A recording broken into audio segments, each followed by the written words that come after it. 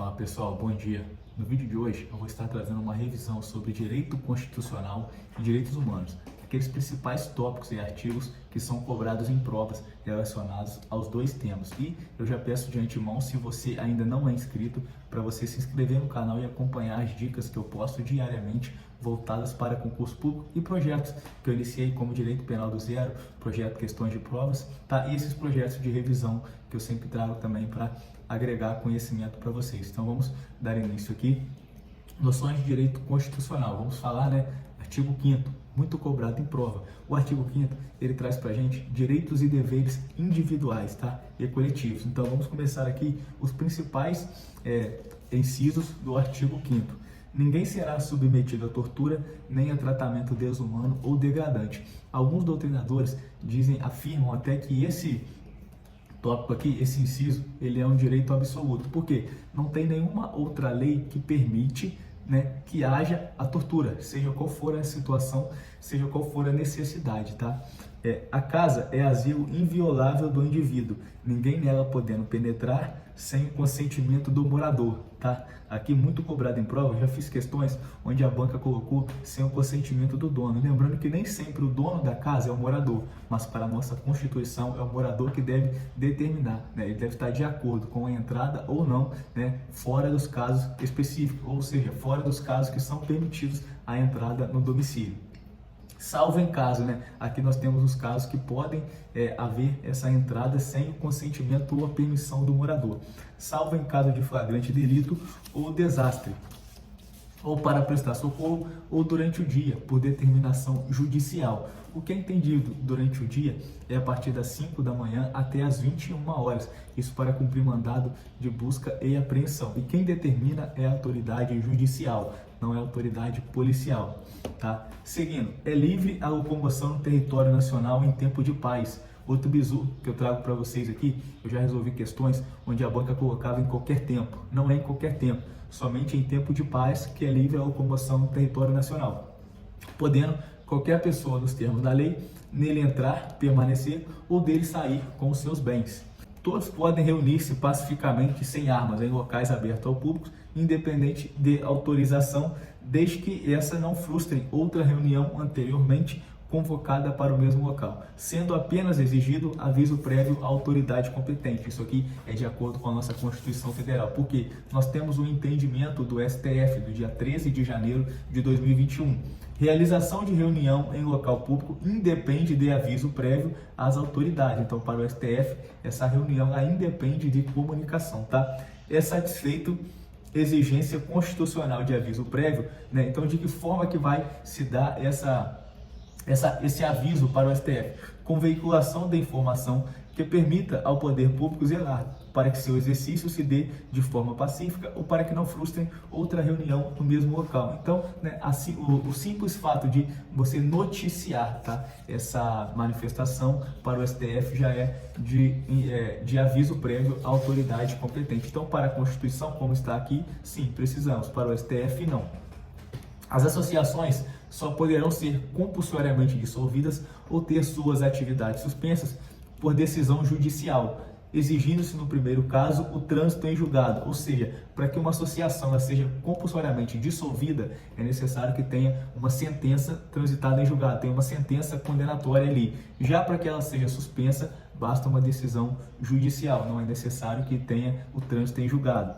No caso de iminente perigo público, a autoridade competente poderá usar da propriedade particular assegurada ao proprietário indenização ulterior, se houver dano, ou seja, essa indenização ulterior é posterior e somente se houver dano, Aqui em caso de iminente perigo público, exemplo, eu uso muito em aula com os meus alunos, é o seguinte: você está na sua casa e na casa do vizinho está pegando fogo. Porém, para que o corpo de bombeiros militares consigam apagar esse fogo, é necessário quebrar uma parede da sua casa. Então, bombeiros vão quebrar essa parede da sua casa para poder apagar aquele fogo e, posteriormente, você vai entrar ali, caso seja necessário, com uma ação para você poder ser ressarcido daquele bem que violaram ali, daquele prejuízo material que você teve.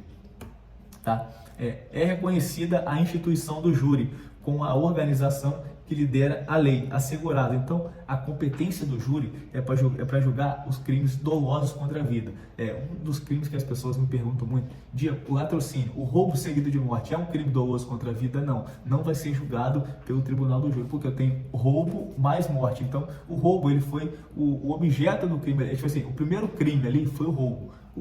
A morte, né, que no caso vira o latrocínio, ela foi em consequência, ou a vítima ter reagido, ou o simples fato do ladrão, do sujeito ter, né, matado a vítima após o roubo, tá? Lembrando que não é necessário que leve os pertences para que se configure o latrocínio, tá? E também o tribunal do júri, ele vai julgar os crimes conexos com os crimes dolosos. Eu tenho um exemplo, eu tenho um crime de homicídio, eu tenho um homicídio doloso e eu tenho um crime de ocultação de cadáver. Então o tribunal do júri, ele pode sim julgar os crimes conexos aos crimes dolosos contra a vida. A lei penal não retroagirá, salvo para beneficiar o réu. Então, a lei penal, ela nunca vai retroagir para prejudicar, somente para beneficiar o réu. Detalhe, a prática de racismo constitui crime inafiançável e imprescritível, sujeito à pena de reclusão nos termos da lei. O que o legislador diz aqui? Que o racismo, ele não tem prescrição. Eu tenho alguns crimes, se eu não me engano, o crime de homicídio, acho que ele prescreve com 21 anos. Se eu não estiver falando besteira, tá? Mas o racismo, ele não tem prescrição, não tem tempo, tá, para esse crime prescrever, ou seja, o Estado, ele nunca perde o poder punitivo sobre esse crime, tá? Ele é inafiançável, não cabe fiança, tá? E sujeito à pena de reclusão nos termos da lei. Constitui crime inafiançável e imprescritível. Nós temos dois crimes imprescritíveis, né? São a ação de grupos armados civis ou militares, que eu vou ler agora, contra a ordem constitucional do Estado democrático, né? E o crime de racismo. No nosso ordenamento jurídico, são os dois crimes imprescritíveis, que o Estado nunca perde o poder de punir a prática desses crimes. A lei regulará a individualização da pena e adotará, entre outras, as seguintes. Aqui são as penas permitidas no nosso ordenamento jurídico: privação ou restrição de liberdade, perda de bens, multa e prestação social alternativa, suspensão ou interdição de direitos. Agora eu tenho aqui, não haverá penas. Inclusive, esse artigo aqui, né, esse inciso que eu vou ler, na verdade inciso, nós estamos no artigo 5º da Constituição Federal, foi cobrado uma questão na nossa prova aí, quem realizou a prova da PEMERG, tá? Pela banca IBAD, né? Não haverá penas, né, de morte, mas eu tenho uma exceção, salvo em caso de guerra declarada. Só que a banca, ela tirou esse salvo em caso de guerra declarada. Ela só colocou assim, ó, não haverá penas. Aí ela colocou de morte, de caráter perpétuo, de trabalhos forçados, de banimento e cruéis, né? Quem safra, né, o concurseiro que está estudando ali, ele sabe que haverá pena de morte quando houver, né, guerra declarada. Seguindo, agora nós temos os remédios constitucionais que eu vou trazer para vocês. O primeiro remédio constitucional aqui é o habeas data. Será concedido sempre que alguém sofrer ou se achar ameaçado de sofrer violência ou coação em sua liberdade de locomoção, por ilegalidade ou abuso de poder. Então, o habeas corpus, ele é o nosso remédio constitucional para garantir o direito de ir e vir, o direito de locomoção. Temos aqui mandado de segurança. Para que serve o mandado de segurança? Para proteger direito líquido e certo, não amparado por habeas corpus ou habeas data, quando o responsável pela ilegalidade ou abuso de poder for autoridade pública ou agente de pessoa jurídica no exercício de atribuições do poder público. Um exemplo que eu uso muito em relação ao mandado de segurança é naquela situação onde você prestou um concurso público, você fez uma prova para um concurso público onde o número de vagas eram 10 vagas. Você ficou na posição 10 ali, você está entre os 10, beleza. O seu concurso, ele vence e a prefeitura, o estado, a União, enfim, ela não chama você está dentro do número de vagas, então você tem o direito líquido e certo de ser convocado, né, durante o prazo de validade do concurso. E se o edital abriu para 10 vagas, eles têm que empossar 10 pessoas. Se empossou somente 9, está faltando você vai entrar com o mandado de segurança, tá? Eu tenho o mandado de injunção. Quando faltar uma norma regulamentadora para que os direitos e liberdades constitucionais, ou seja, que estão na Constituição, sejam garantidos. Esse é o mandado de injunção. Temos aqui também o habeas data. Para que serve o habeas data? Assegurar o conhecimento de informações relativas à pessoa do impetrante. Então, habeas data é para você ter acesso a informações pessoais, tá? E também serve para quê? Para retificação de dados, né? E nós temos aqui agora ações gratuitas para os reconhecidamente pobres na forma da lei, tá? Então eu tenho aqui registro civil de nascimento, ele é gratuito, e certidão de óbito. Eu brinco muito que nascer e morrer não tem preço, é de graça, tá? Beleza. Agora nós temos aqui os remédios gratuitos, os remédios constitucionais que são gratuitos. É o habeas corpus e o habeas data, de acordo com a nossa Constituição.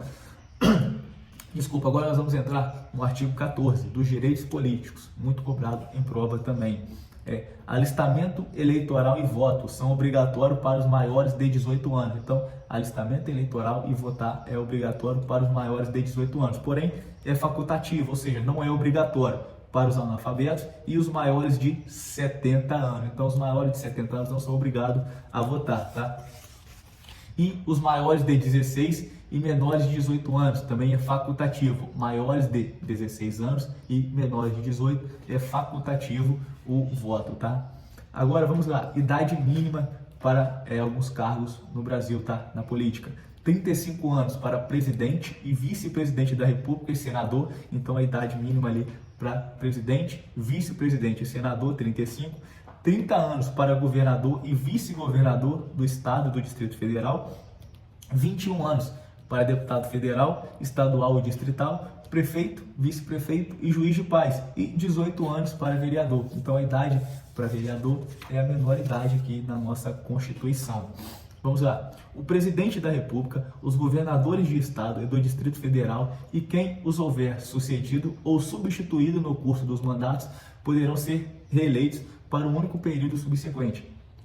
Aqui o legislador está dizendo o seguinte: nós temos um prefeito ali na cidade, né? Ele foi eleito ali, vai ficar 4 anos. Supõe-se que ele foi ali pedir o seu impeachment, alguma coisa, ele aquele prefeito saiu com 2 anos de mandato. O vice assume. Então o vice ele só pode concorrer para mais um mandato, caso aquele mandato daquela chapa ali, daquele partido, seja o primeiro, tá? Então ele só pode concorrer somente para mais um. Ainda que ele era vice e ele assumiu, tá? Só pode concorrer para mais um.